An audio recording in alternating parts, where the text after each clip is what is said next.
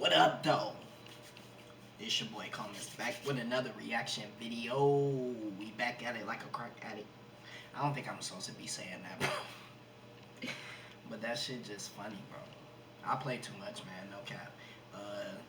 Shout out to Sagittarius out there, man. Real niggas, man. It's Capricorn season, but we really just ended it off with the best sign.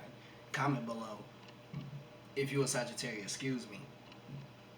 Ooh, excuse me, shit. Comment below if you a Sag, bro. Shout out to all the Sag, bro. December 17th for me and my baby girl that I just had December 16th, nigga. Fuck is you talking about? It's all in pop. Hey. Oh, okay. My bad, y'all. I'm a little... Alright, so today we got some old assassins in the building. Shit, what else can I say? The motherfucking...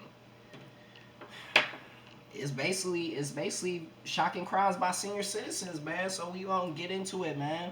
If you're new to the channel, make sure you subscribe, man. Smash the like button, comment below if you messing with your boy. I hope y'all having a good day. If y'all having a good day, smash the like button. So we about to get into this, man. We about to get into these old assassins real quick. You feel me? I hope these none of y'all grandparents. But at the same time, hey everyone, Nigel and Luke here, and is welcome what to it Crime is. Zone. If you're like us, then you probably remember being told as a child that you should always respect your elders. While the sentiment is understandable, there are of course always exceptions. Today, we wanted to take a look at a few cases where older definitely did not mean wiser. Just before we get to today's stories, a reminder that if you find our videos interesting and informative, to like and if you've watched a few of our videos, hit the notification bell to stay up to date. Hey, we subscribing over here. We subscribing over here. Yeah, let's go. Before the spring of 2012, most people in Craig County, Oklahoma. Oklahoma.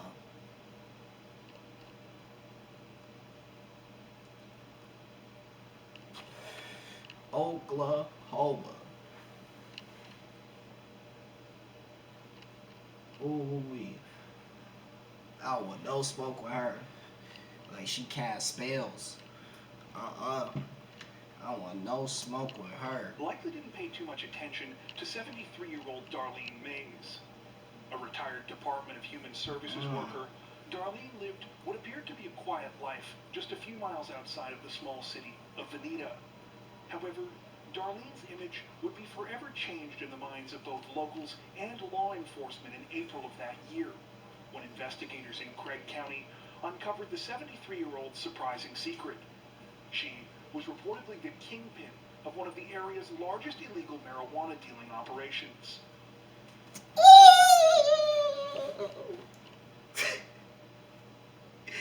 Okay. Oh shit, what's going on? Okay. Okay. As long as she was letting us get down, letting us get some money too, then I mess with Granny over here. Nah, I thought we was about to talk like murders or some shit, man. Hey, I'm not saying W Granny. I'm not saying that. I'm not saying that, YouTube. I'm not saying that. But damn, Kingpin though. Not just like she just selling Kingpin though. When police raided What's she holding? home on the night of April 10th, 2012, the whole place allegedly reeked of the drug, and more than 4 pounds of it was soon found inside. Also recovered were 2 hands. Yeah, she got a perfect place to hold that shit too, but damn. Actually, no.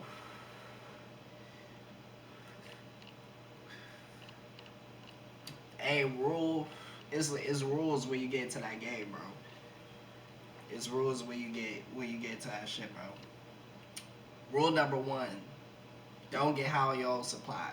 Rule number 2, do not sell that shit where you motherfucking sleep, man. Even though it do sound like a good idea because of the barn. My bad, I keep shaking the table, y'all. It seemed like a good idea because of the barn and shit like that, but nah. Mm-mm. I you cannot sell weed or sell anything, do anything from your own crib, bro. It's just bad. And you got, people you love there. You don't want nobody come pull up on you and hood. You feel me? But I don't know if they say it was her property, but I think it's her crib. $277,000 in cash. Ooh. The cash was reportedly bundled and hidden in numerous places around. Had a white wool. White wool. Granny ain't playing no game. Okay, she gave to that pay. In unsealed vacuum bags under a bed, in the closet, and in Hit to the vacuum. Property. According to articles written at the time, a large amount of cash was even found on Darlene's person. Despite essentially being caught red-handed, the 73-year-old apparently claimed that the money was all hers, and that it had been obtained legally for her retirement. However, investigators didn't buy this story. It turned out that while police had been investigating Darlene's operation for months, they had finally been able to obtain a search warrant for her property after her own son snitched on her. The son, Jerry. It did took it. Oh my mother. Was her and the pops together? Because it's her. Oh, son getting his ass whooped that day, bro. He getting his ass whooped, bro. But just not even for the fact that he, like, I don't even care about, like, all that. It's just the fact that you snitched, bro, on your own mama, nigga. You tweaking, bro. Tweaking. Son would have had to be gone after that one. That's fucked up, man. No cap, bro. It's for all that good, the good that could be going, you take all that shit happening by your son, though. The day before, carrying 2 pounds of weed and thousands of dollars in cash. In fact, he told investigators that he had stolen both the drugs and cash from his mother's house. According to Jerry, he had originally helped Darlene get into the marijuana business, introducing her to some contacts in Arizona from whom she obtained her drugs. Darlene had allegedly grown the operation to the point where investigators believed that she controlled 40% of the local market, with her territory including Tulsa, as well as parts of Arkansas, Kansas, and Missouri. Granny was getting to that pay! Ooh, she was getting to it, bro. She was getting to it. Okay. Gotta make sure I recording. Damn, bro. Granny gotta get to it, boy. Okay, I see you. Sheesh. Jerry said that the relationship between him and his mother soured because of his meth use, which caused her to cut him out of the business. He said that he robbed her home of the money and drugs while she was at a doctor's appointment because he was mad about being cut out, and also said that Darlene had cheated him out of a horse trailer. At the time of the raid on her house, Darlene was arrested and was subsequently slapped with numerous charges, including possession with intent to distribute and multiple counts of possession of a firearm while in the commission of a felony. According to reports, though, it was ultimately Darlene who would get the last laugh, as the following year, a judge tossed all of the charges against her during a preliminary hearing. Her lawyers were able to successfully argue that Jerry was the actual mastermind behind the drug operation, and that there was insufficient evidence tying Darlene to the crime. And that...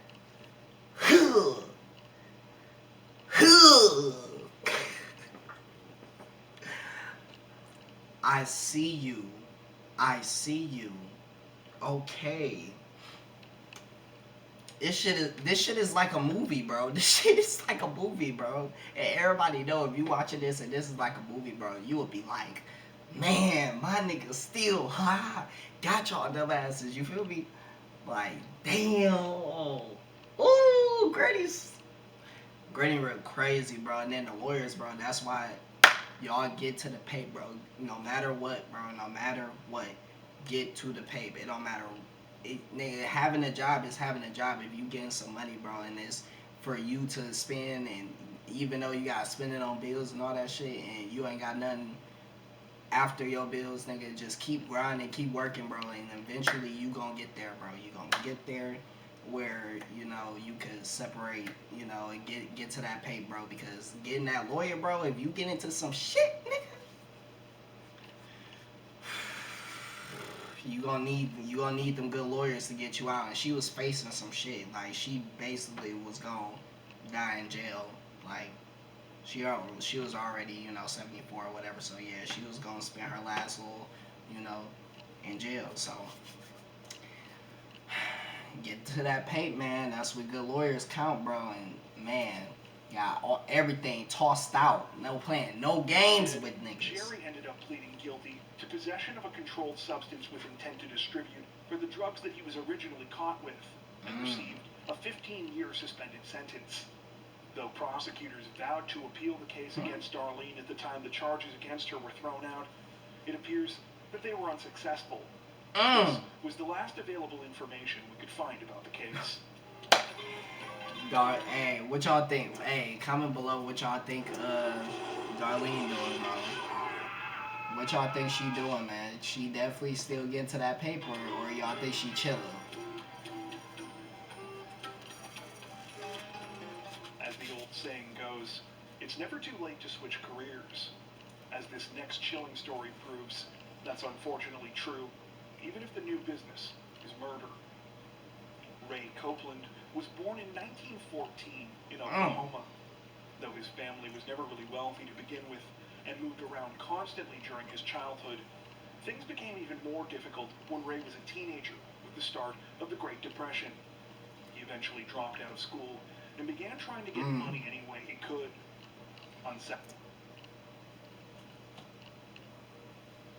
He get into that pay, bro. Like nigga said, he get into that pay. He said, fuck it. You know, everything, y'all know what the Great Depression was. So, everything was just fucked up and nigga low. And that nigga was getting to it. He wasn't playing no games. On a horse, styling wilding. Wages that were available at the time, Ray quickly turned to a life of crime. He began by stealing livestock and forging checks, but eventually moved on to a slightly more sophisticated scheme that combined the two offenses. Essentially, he would go to a cattle auction, write a fraudulent check, and then sell the cattle before the person he got them from found out. If all went well, Ray would have skipped town with his money by the time police got involved. Unfortunately for Ray, he wasn't exactly... I was about to say, bro, that can't really last forever, bro. You can't run, you know, forever. And it's only 1914, nigga. They didn't really... They had some shit by that time, but it's like, damn, nigga, you just gonna have to go overseas for that one, buddy. A brilliant con man, and this, combined with the fact that he rarely changed up his scheme, meant that after a little while, he always managed to get himself caught and thrown in jail. After one such stint in 1940, Ray was released and met a woman named Faye Wilson. The two had a brief courtship, but quickly married, and soon after began to have a number of children. With the family rapidly growing, money was tight, and Ray found himself moving him, his wife, and his children all across the country the same way his parents had when he was a kid.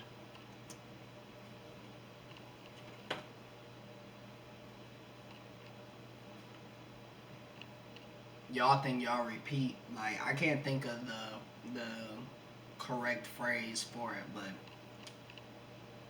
y'all be thinking like how y'all grown up, like y'all gonna be like that in y'all adult life and stuff like that. That's what I can't think of the name of it, bro. It's on the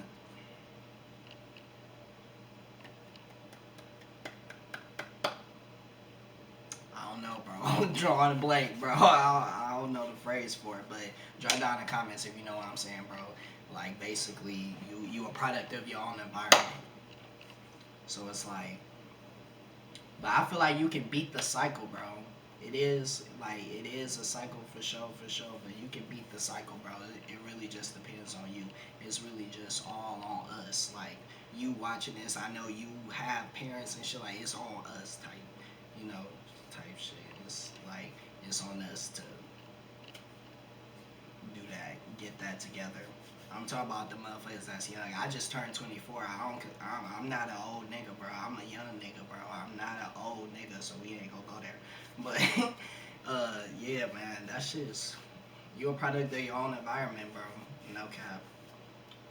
If y'all agree or disagree, let's debate about it for real. I'm love to. Throughout this time, he continued to run his cattle scams and was caught numerous times and sentenced to short terms in jail. Finally, in the middle of the 1960s, Ray came up with a variation of his scheme that he thought would be more successful. This was partly so that he and his family could settle down for good, but also partly out of necessity, as he had been banned from many cattle auctions and was notorious for fraud in several places Why are you around looking the like country. that? In 1967, Ray and Faye purchased a few places around the country. Why are you looking like that? Bro. Oh.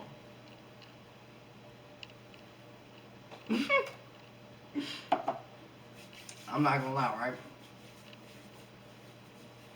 Bro looking like Bobby Boucher off the Water Boy.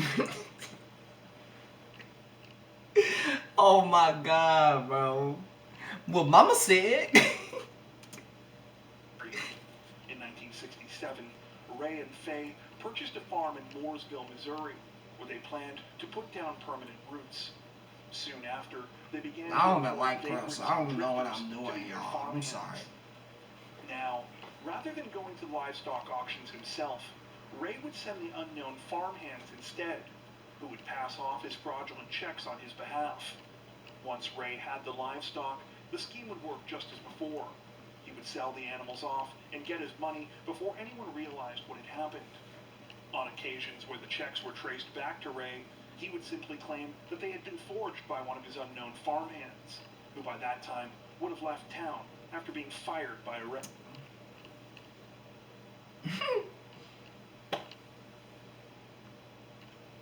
That nigga too stylish for me. Still with the black and white pictures though. We I thought yeah, we didn't get the color yet. That's crazy. Though this scam was much more successful than Ray's previous crimes, eventually the scheme was exposed. The fuck? And once again, That's him? he was sent to prison, this time for a Damn. lengthier stay.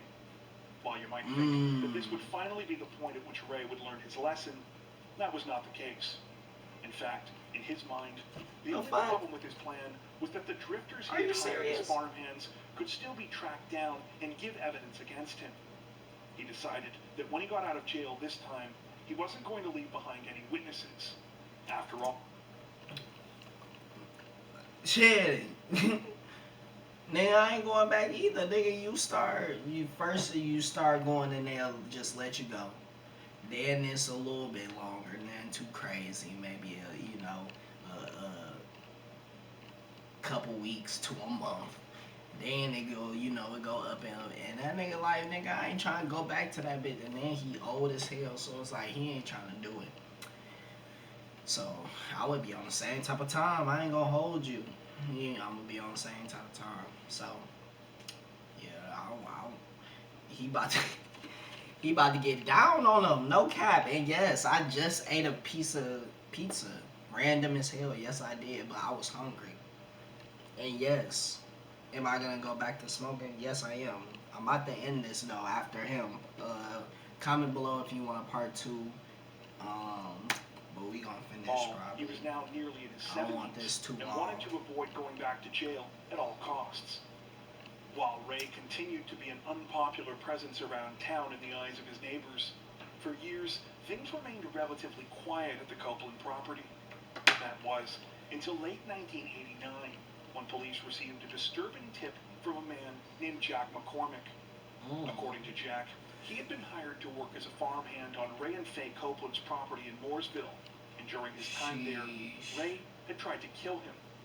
He didn't think he was the first either, as he had seen what he believed were bones scattered around the farm. Given Ray's criminal track record, police obtained a search warrant for his property. Damn, no. The investigation was initially slow, but authorities were persistent, and soon they uncovered something truly horrific. the remains of 5 men buried in shallow graves throughout the farm.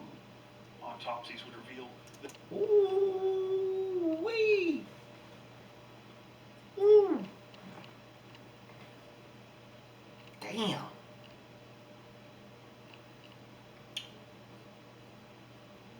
It's scary to see that still like serial killers. Like, I mean, I'm not saying like I'm not gonna say like it's just all right for them to be out, but it's like serial killers, their little decades and shit like that, bro. I'm not even gonna lie, because it really hasn't been like that many. It's been some, but it's like hasn't been as many as these 3 decades. The 70s, shit, maybe 4, shit, 60s, 70s, 80s, and 90s. If you don't agree, comment below, man. If you don't agree, comment below.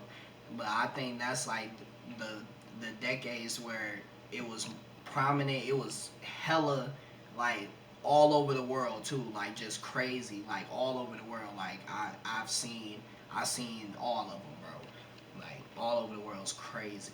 But like now it's just scary because it's like, man, motherfuckers, if you are around my age, you was born in 98, 98 babies, we the last.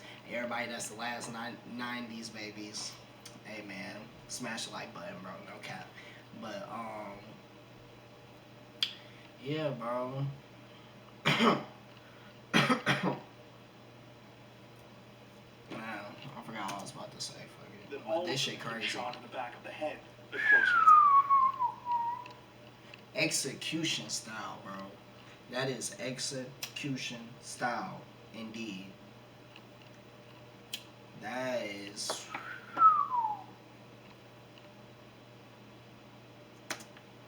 range. Scared of them. When detectives did some more searching, they found a .22 caliber bolt-action rifle in the Copeland home, which they determined was the same weapon that had been used to shoot the 5 men. They also found a sort of ledger written in Faye's handwriting with the names of farmhands who had worked at the Copeland property for the last few years. This was used to uncover the name of the 5 victims found on the property. They were later identified as Dennis K. Murphy, Wayne Warner, Jimmy Dale Harvey, John W. Freeman, and Paul J. Coward. Disturbingly, X's had been written next to the names of all of these men on the ledger, but they weren't the only ones. A further 7 names were marked this way on the list, though no trace of them was ever found.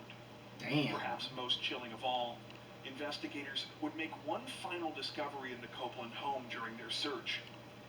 Bro, he like the killer clown, bro. I cannot think of his name right now, bro. I cannot think of his name. John Gacy. Gacy is fucking Gacy. I swear. I think it is Gacy, the killer clown, bro. The killer clown, Gacy. This nigga he killed the boys, and he had put them in a crawl space. He killed a lot of younger guys, and put them in a crawl space and shit. And then he just couldn't fit them in there no more, so he had to pick like other places in the house and shit to put them. And it was just all bad, bro. Like, this shit is just like that, but he killed. This shit is It was a crazy, quilt bro. that had allegedly been sewn under the victim's clothing. While Ray was immediately charged in connection with the 5 murders, He old as investigators hell were initially now. more sympathetic to Faye. They believed that she had to have been somewhat involved in the crimes, though offered to charge her with conspiracy to commit murder if she provided them with information about the location of the other 7 suspected victims. This And would they ain't make got nothing minimal on prison her. time compared They to a can do that. potential death sentence. And it's fucked However, up. Faye claimed Hold on, the whoa, location whoa. of the other 7 suspected victims. This would have meant minimal prison time compared to a potential death sentence.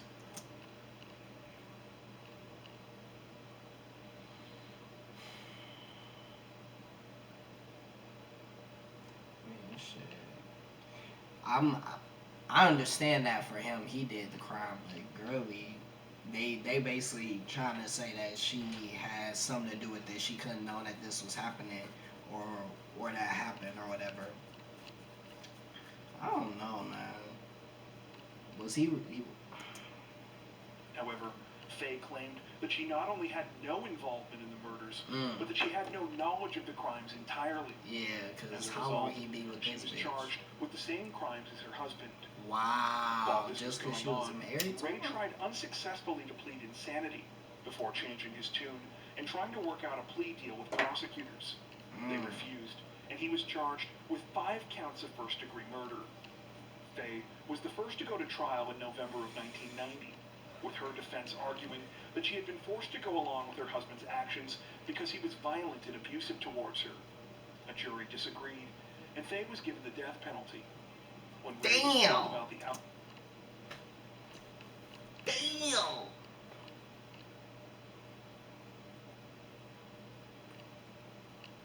damn, bro, that's fucked up, bro. Just off being with somebody, man. I mean, maybe she know, maybe she didn't. If y'all think she did, let me know. I don't know, bro. I think she probably did, but at the same time, you gotta play a role. But hey,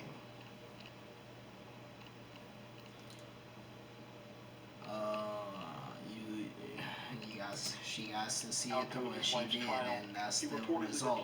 replied, quote, "Well, those things happen to some, you know?" Ray himself would fare Damn. no better at trial. In 1991, That nigga he do was not give a also fuck. sentenced to death. At the time, he was 76, and Faye was 69. Damn. The oldest couple ever to be sentenced to death in the United States. Ray would die Wow. on death row just 2 years after his conviction in 1993.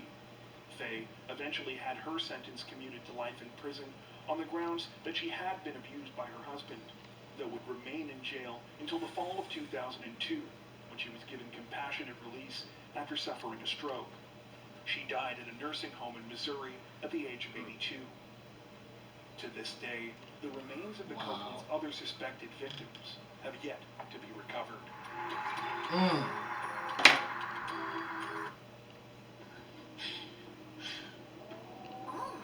Hey man, I'm gonna end it there. If y'all